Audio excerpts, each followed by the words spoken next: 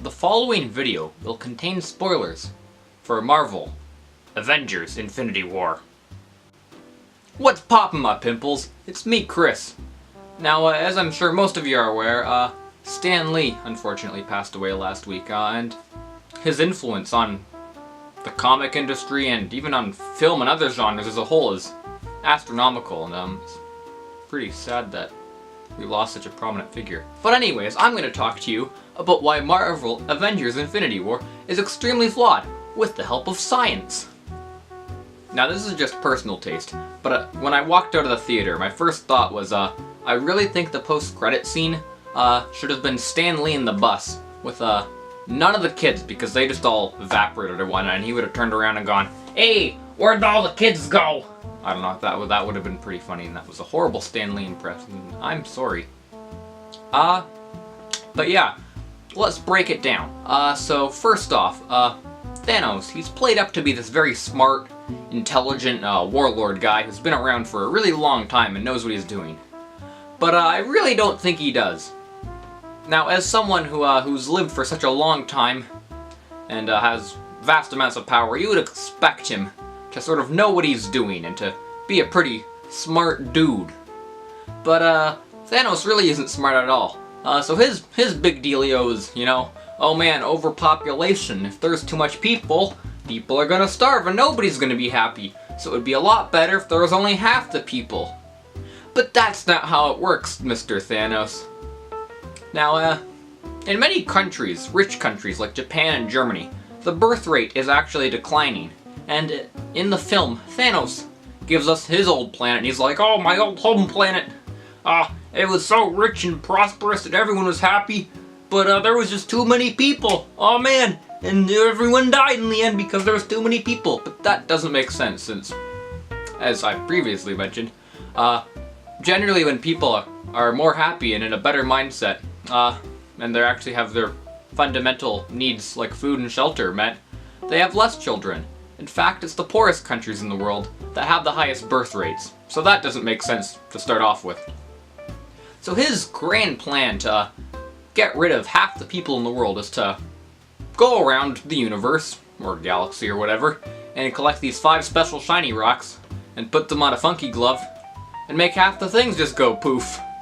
But it doesn't make sense, since, if he is an ancient titan and has that much power, wisdom, and knowledge, and time on his hands, I feel like it would be much better for him to launch birth control programs and introduce these alien planets to what birth control is, or vasectomies, or condoms. Like, it really doesn't take much to do that, and I'm pretty sure most people don't want to have too many children in the first place, so I don't know, it just doesn't make sense. So Thanos manages to collect all the 5 shiny rocks and put them on his glove. Maybe there were 6, I forget, I don't really care. And he goes, "Snap!" And then everyone just sort of evaporates, or half the people do. But not half the people do. Well, half the people do, but his line in the film was, "I want to kill half of life, all of life." But here's my biggest problem with the film. Now, life isn't just limited to us humans, as I'm sure most of you are aware.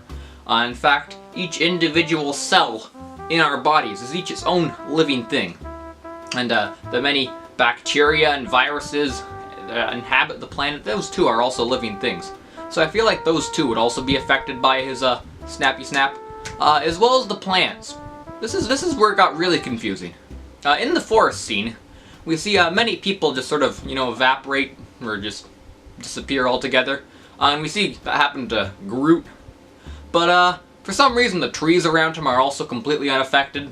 So that doesn't make much sense if 50% of life is supposed to die, but it's only the sentient humanoid life that does, and not the plants or the grass. And like in the end scene, Thanos is on this weird farm, and there's grass everywhere, and there's tons of grass, but like in reality 50% of that grass should be gone. And actually even more real, like I feel like you would actually get people just walking around with just parts of their body missing, like they would still be alive, but like, oh man, I lost half of my stomach cells, and oh man, I wiped out 25% of my gallbladder, because if it was 50% of life, then it would be random as to what would die and survive, and you would get incomplete stuff. Oh man, one nostril's gone, and all the bacteria in my stomach, whoops! You know, that didn't make much sense, and that was sort of confusing.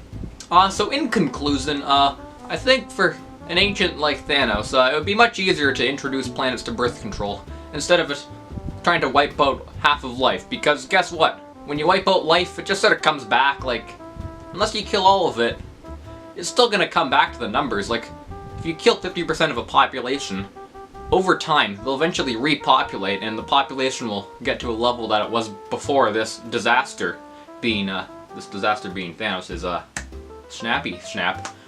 So, I don't know, it just doesn't seem to work out well, especially if Thanos is someone who's lived such a long time and who's able to perceive time on such a large scale. Like, the amount of time it would take for the human or other sentient life population, because that was the only things that were affected in the movie, for them to regrow into their previous numbers, like, wouldn't take that long.